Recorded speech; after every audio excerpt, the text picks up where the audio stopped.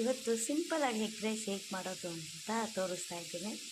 ಮೊದಲಿಗೆ ಒಂದು ಬಾಣಲಿಗೆ ಒಂದು 4ರಿಂದ 5 ಚಮಚ ಎಣ್ಣೆ ಹಾಕ್ಕೊಡಿ. ನಾನಿಲ್ಲಿ ಕೊಬ್ಬರಿ ಎಣ್ಣೆ ಹಾಕ್ತಾಯಿದ್ದೀನಿ, ಯಾಕಂದರೆ ನಾವು ಮೊದಲಿಂದಲೂ ನಾವು ಕೊಬ್ಬರಿ ಎಣ್ಣೆನೇ ಯೂಸ್ ಮಾಡ್ತಾ ಇರೋದು ಅಡುಗೆಗೆ. ಸೊ ನಾನು ಕೊಬ್ಬರಿ ಎಣ್ಣೆ ಹಾಕಿದ್ದೀನಿ. ಮತ್ತು ಒಂದು 2 ಈರುಳ್ಳಿ ಕಟ್ ಮಾಡಿ ಸಣ್ಣದಾಗಿ ಹಾಕಿದ್ದೀನಿ, ಮತ್ತು ಹಸಿಮೆಣ್ಸಿಕಾಯಿ ಹಾಕಿದ್ದೀನಿ ಫ್ರೆಂಡ್ಸ್. ಸೊ ಅದು ಸ್ವಲ್ಪ ಕೆಂಪಗಾಗೋವರೆಗೂ ಸ್ವಲ್ಪ ಚೆನ್ನಾಗಿ ತಿರುಗಿಸ್ಕೊಳ್ಳಿ. ಈಗ ನಾನು ಶುಂಠಿ ಬೆಳ್ಳುಳ್ಳಿ ಪೇಸ್ಟ್ ಹಾಕ್ತಾಯಿದ್ದೀನಿ. ಒಂದು 2 ಸ್ಪೂನಷ್ಟು ಶುಂಠಿ ಬೆಳ್ಳುಳ್ಳಿ ಪೇಸ್ಟ್ ಹಾಕ್ತಾಯಿದ್ದೀನಿ. ಶುಂಠಿ ಬೆಳ್ಳುಳ್ಳಿ ಪೇಸ್ಟ್ ಹಾಕಿದ್ಮೇಲೆ ಸ್ವಲ್ಪ ಗಮ್ ಅನ್ನೋವರೆಗೂ ಇನ್ನೊಂದು ಸ್ವಲ್ಪ ಅದು ಬೇಯಲಿ.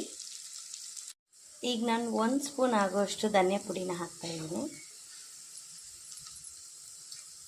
ರುಚಿಗೆ ತಕ್ಕಷ್ಟು ಉಪ್ಪು ಹಾಕ್ತಾಯಿದ್ದೀನಿ ಫ್ರೆಂಡ್ಸ್.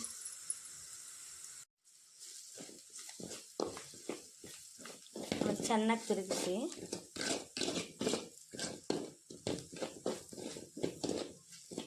ನಾನು ಮೊಟ್ಟೆ ಹಾಕ್ತಾಯಿದ್ದೀನಿ.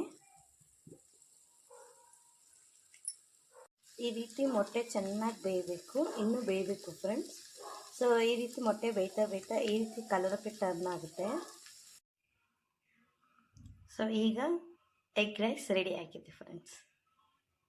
ನೀವು ನೋಡ್ಬೋದು, ಕಲರು ಸಹ ಅಷ್ಟೇ ಚೆನ್ನಾಗಿ ಬಂದಿದೆ, ಟೇಸ್ಟು ಸಹ ಚೆನ್ನಾಗೂ ಇದೆ. ಸೊ ಈ ರೀತಿ ಸಿಂಪಲ್ಲಾಗಿ ನೀವು ಮನೆಯಲ್ಲಿ ಕ್ವಿಕ್ಕಾಗಿ ಮಾಡ್ಕೊಬೋದು. ಸೊ ಈಗ ಎಗ್ ರೈಸು ಸರ್ವ್ ಮಾಡೋದಕ್ಕೆ ರೆಡಿಯಾಗಿದೆ. ಜೊತೆಗೆ ನಾವು ಬೋನ್ಲೆಸ್ ಮೀನು ಸಹ ಈಚೆಯಿಂದ ತಂದಿದ್ವಿ. ಸೊ ಈಗ ರೆಡಿಯಾಗಿದೆ. ಸಿಂಪಲ್ಲಾಗಿ ಎಗ್ ರೈಸ್ ಹೇಗೆ ಮಾಡೋದು ಅಂತ ತೋರಿಸ್ಕೊಟ್ಟಿದ್ದೀನಿ.